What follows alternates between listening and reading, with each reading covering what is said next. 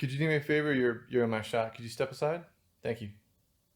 Uh, you're still in. You're still in the shot. You're not gonna believe this, but you're still in the shot.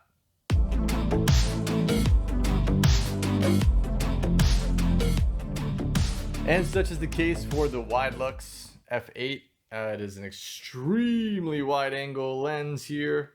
If you haven't heard of a Widelux before, we are talking about a camera today that does some panoramic shots. It's not rectilinear like Hasselblad X-Pan, but it has a very, very unique turret system that actually allows you to get some really crazy effects. It's not a widely known camera. There's only one person who really uses it extensively that I know of, and that's the actor Jeff Bridges. We'll talk more about that later. But if you haven't heard of a Widelux before, let's talk about it. So what is it exactly? Well, it's a 35mm film camera, and it has this really great design to it. This is the F8 model. I think they made about 5 or 6 models before this one. This was from about 1987 to 2000, I think. I think they had a fire at their factory, which is why they stopped making them. Just kind of a good reason to stop making things. But really great design on this guy. The way it works is that there's this little turret on the front of the camera here. And basically what happens is when you wind it on, it cocks the shutter and gets the turret ready. And then when you fire it, this little slit in the turret exposes the film just a little bit of a piece at a time. So I'll go ahead and shoot it real quick for you. Let me just go ahead and get close here. There you go. One time. Here we go. So you saw it spin over there like that.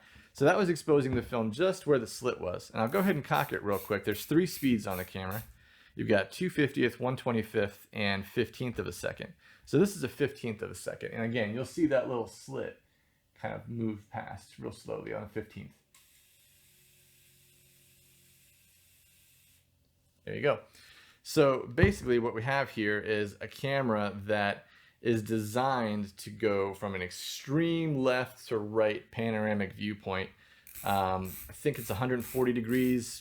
Jeff Bridges says it's only about 126 degrees, but regardless, it's a very wide angle that you capture. I do find the 3 speeds kind of limiting. I mean, 2/50th, 1/25th, and 15th. There is an ND filter kit that you can get if you wanted to shoot this in some bright daylight. That filter kit is very rare nowadays. I have seen it a couple times on eBay. Normally the filters by themselves go for like $350 or $400. There was one auction that came up that was a really good deal in an F8 that had the filters with it. If you can find that, that's great. You know, get the filter kit. They're very meticulously designed to fit into the slit of the camera and kind of hook on to the little small lens in there. So it's a very special design. I haven't seen any third-party designs that really work with the Widelux quite like the original ones did. So that is one way to get around sort of the limitations of the 3 shutter speeds. Aperture ranges from f2.8 to f11.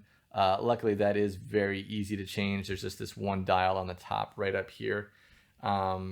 It's ultimately a very simple camera in that regard. You know, you've only got such a small amount of shutter speeds to choose from, and you know the aperture range is there. You can usually pick your film speed to sort of match what you're trying to shoot, and that is what's going to probably help you the most when you're figuring out what kind of exposure you want to get. I'm also going to leave a link to Jeff Bridges' website below in the description that talks a little bit about some do's and don'ts with the Widelux. But one of the big things I wanted to carry on from what he said is that before you change the shutter speed on top of the camera, you're going to want to cock the shutter, which is basically just turning it all the way. So once that's turned all the way, that's when you can change your shutter speed and fire. So once you've fired, don't change your shutter speed again. Go ahead and cock the shutter one more time. Once you spin it all the way and once that shutter is cocked, that's when you can go ahead, change your shutter speed again, you know, take the shot. Just keep that in mind. Again, other things that Jeff Bridges talked about in his website, since it is a fully mechanical camera, there's no batteries in here. The biggest thing about this camera is that you want this turret to be spinning freely. So he talks about massaging the turret, sort of kind of doing that. Just every once in a while, kind of rotating it manually just to make sure that there's not like sand or dust or grime or anything built up in there. That's probably the thing, aside from the gearing inside of the camera, that's probably the thing that they're going to want to fix the most, is just to make sure that that spins smoothly. Banding is an issue with the Widelux, and what that is basically the negative will kind of have maybe just some slight bands, vertical bands going down in certain sections, maybe on a bright background or something like that.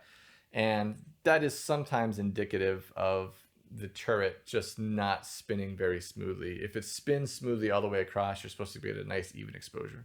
On the back here, you might see a viewfinder, which is maybe, I don't know, 20% of what you actually get. If you look through the viewfinder, it does a really nice job of showing what you're going to get on the left of the angle, but the right of the angle over here, on the right side of your frame, it's blocked by the actual turret that sticks out. So I've used this for some basic, like just kind of like setting my left border, knowing that I'm going to get an extreme angle on the right.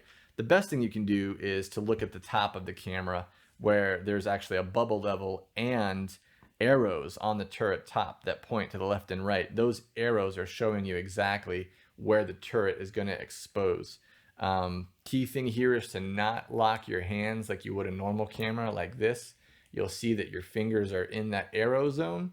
So you're going to want to hold it thumb on the bottom, fingers up here on the top, thumb on the bottom, fingers up here on the top, where you can easily access your shutter button.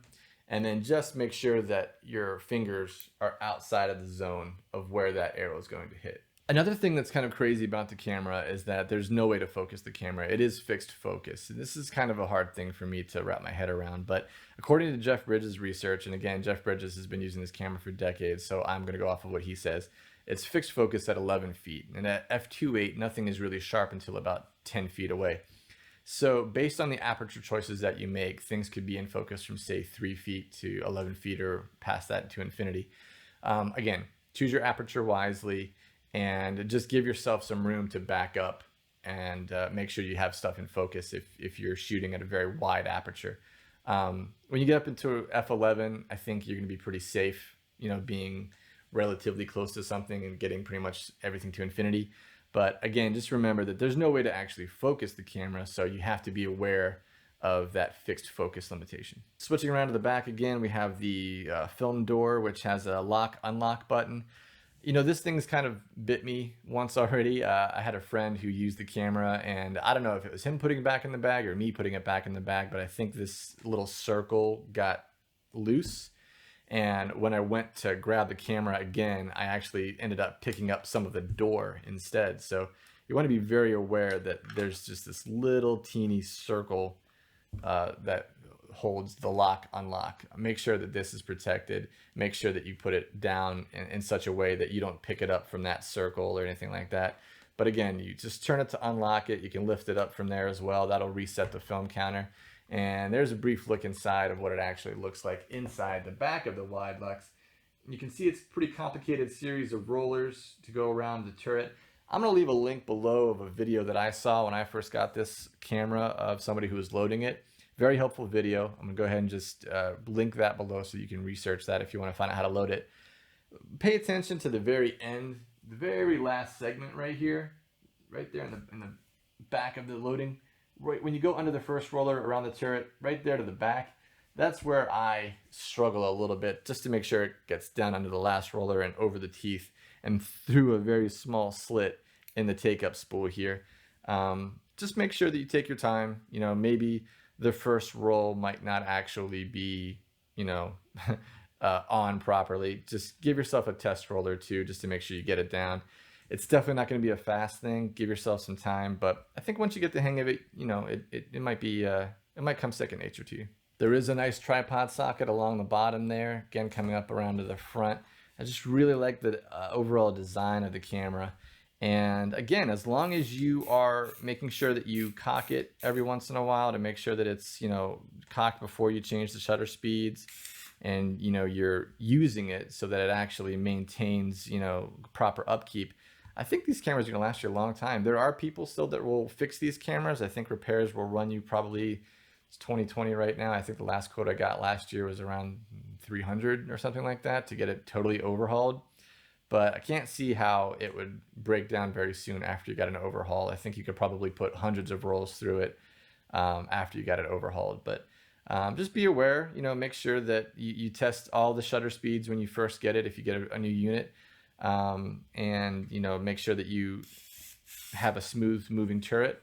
Make sure the film loads properly and the film counter works. If all that works, it's going to be a long time unit for you, I think. So what don't I like about the Widelux? Well, I don't really like how it takes so long to load. It really is kind of a beast. Like I said, you'll probably get used to it, but I pretty much still struggle every time I get a roll through. It takes me at least a good 4 or 5 minutes, really, honestly, before I can get the roll ready to go.